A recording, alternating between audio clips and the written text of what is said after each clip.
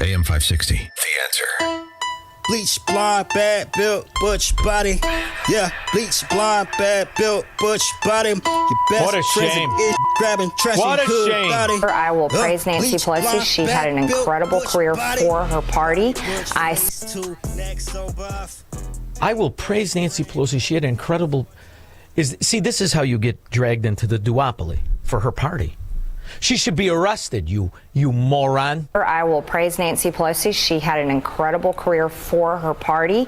I served under her speakership in my first term of Congress, and I'm very impressed at her ability to get things done. I wish we... So then your favorite president is Barack Obama, right, dummy? Hey, dummy!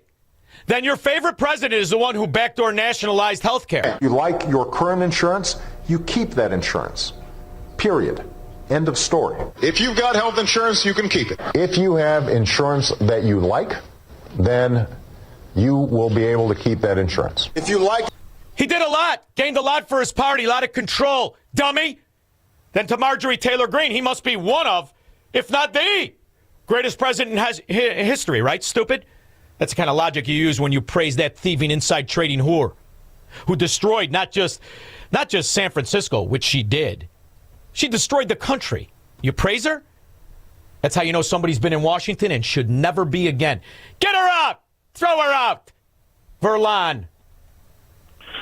Hey, I wanted to call you Friday, man, but the studio got kind of hot, so I said I'm going to wait till Monday to call you.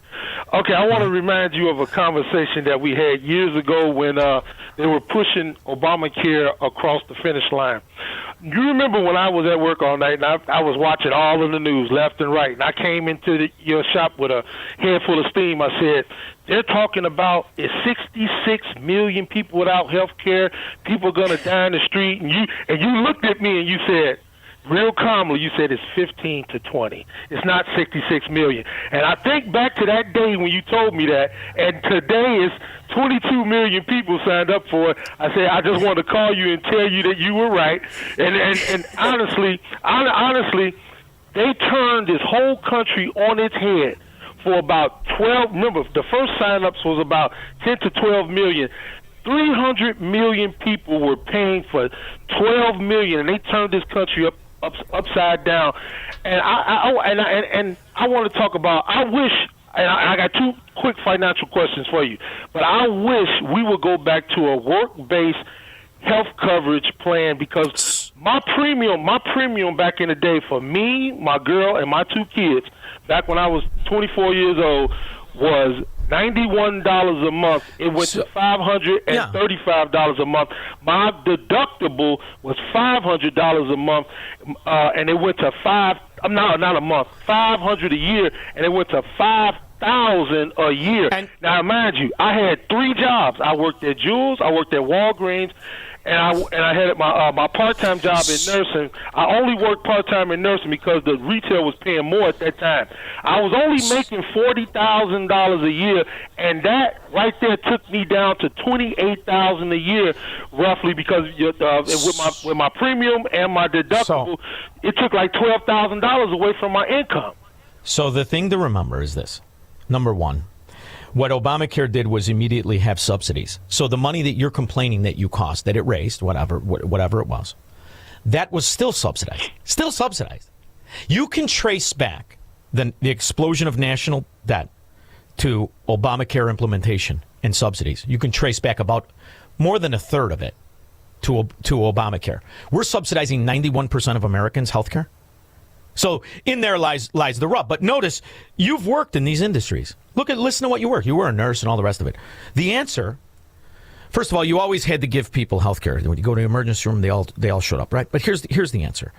You incentivize all providers for dollar write-offs. That's that simple.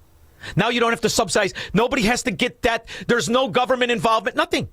If you're a hospital and you give away $1 million of health care, you take $1 million off of what you say you make, and that's what your profit is. It's that simple. And you would have the best doctors would help the people the most because they're looking to have the biggest write-offs. The best hospitals would have the biggest write-offs. But they're not looking for answers.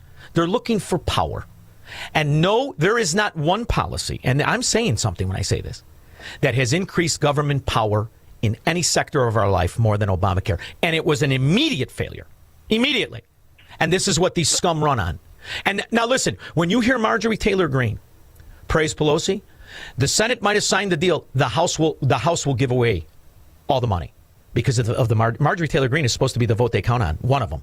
This is the kind of scum that the Republicans send. These are these Tea Party scum that the minute they get to Washington, they want to do an 8-ball and get laid. And they don't want to pick up a check.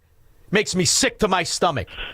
Of course, it would take an 8-ball to get Marjorie Taylor Greene laid. 312-642-5600. He believes in freedom, capitalism, and individual liberty. And because of that, he's become an enemy of the state. He's Sean Thompson, and this is The Sean Thompson Show on AM 560. The Answer.